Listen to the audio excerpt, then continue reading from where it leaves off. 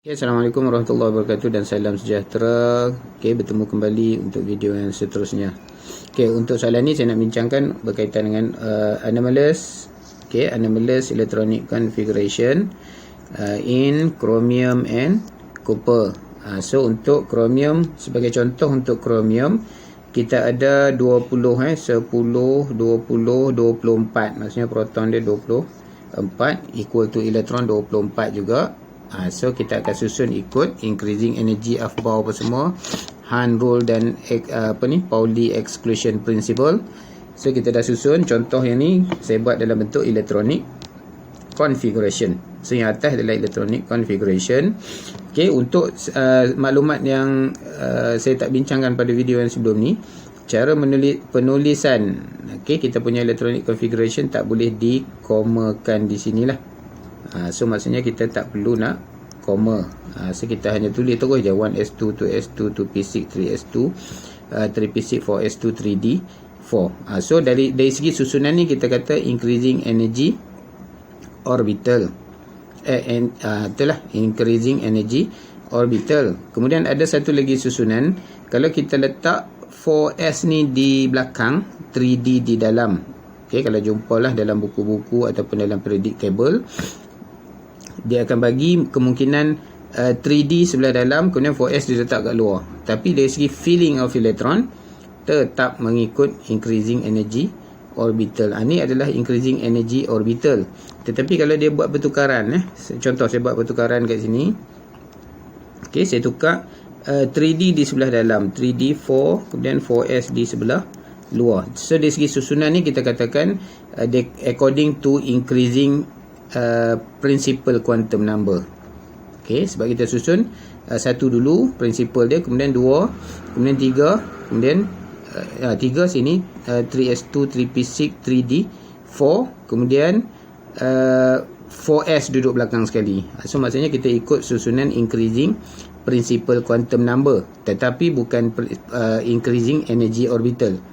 So susunan elektron dia tetap dimasukkan dengan cara increasing energy orbital. So kalau kita boleh tengok kat sini, so dia tak isi pada 3D ni, penuhkan 3D.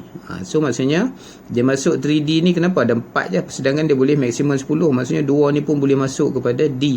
Tetapi disebabkan energy orbital tadi 4s lebih rendah, so dia akan isi 4s dulu bagi penuh, baru dia pergi kepada 3D. So bermaksud kalau kita susun ikut yang bawah ni adalah increasing energy orbital. Kalau kita susun ikut yang atas ni pergi ke yang biru ni, so ikut increasing principal quantum number. Itu sebagai tambahan lah. Untuk video yang sebelum ni saya tak maklumkan, so saya maklumkan di sinilah untuk video ini baru teringat. Okay, so untuk susunan dia kita isi elektron macam ni lah, sama macam electronic configuration. So masukkan single first, okay, kemudian pairing up, single first. Okay, yang ni kita letak penuh lah sebab dia masuk sini ni yang lower energy. Kemudian seterusnya kita isi untuk berbaki tu. So bila kita isi baki 4 elektron tu duduk pada 3D, habis dah elektron. So pengisian dia adalah yang ni lah. Ni kita panggil apa? Theoretical dia kita akan masukkan ikut Aufbau,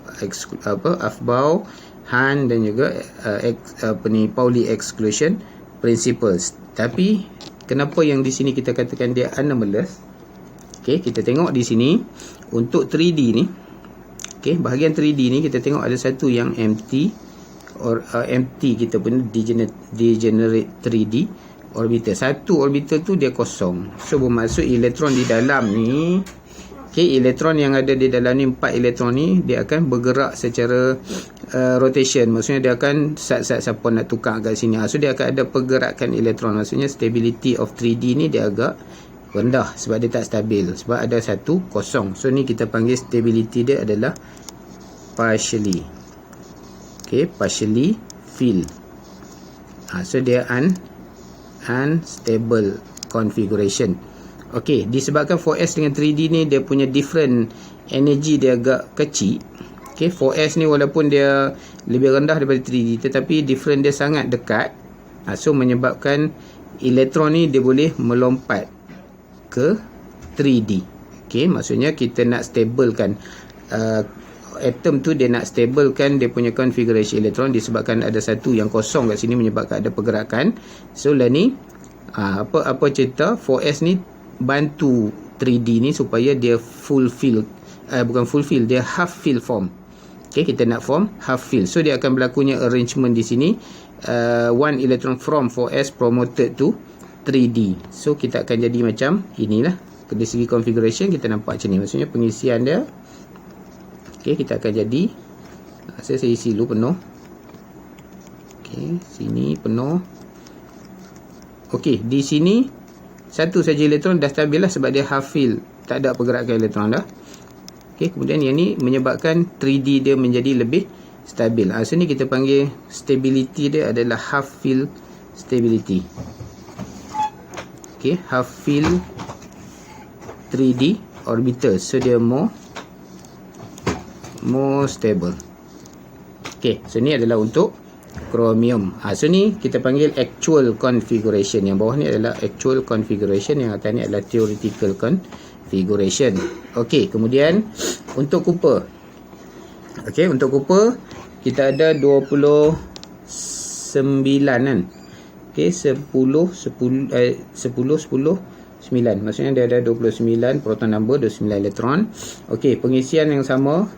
Okey, so saya nak bincangkan yang bahagian ni sebab kita dah tahu dah dia punya cara masuk elektron, so kita boleh isi lah. Macam ni pun tak apalah. Asalnya masuk single first kan. So kita akan isi.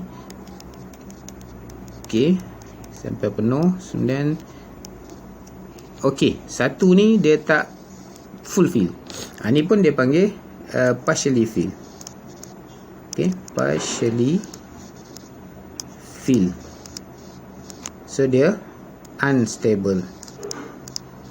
So maksudnya yang pairing ni, yang kepala ke bawah ni, dia akan pair tu bertukar-tukar tempat. Maksudnya dia akan berlaku, oh ni duk single, dia nak pergi pairkan dengan yang sebelah sini. Maksudnya akan berlaku pergerakan elektron di sini. Maksudnya stability dia akan rendah. So di sini pun sama. 4s boleh membantu untuk jadikan dia full fill. So sebab itulah dia jadi 4s nya 1, kemudian 3D dah menjadi 10. So kita isi elektron. Okey, kita isi elektron full. Okey, penuhkan. Okey, kat sini dia dah pun berlakunya promotion daripada 4s ni pergi ke 3D.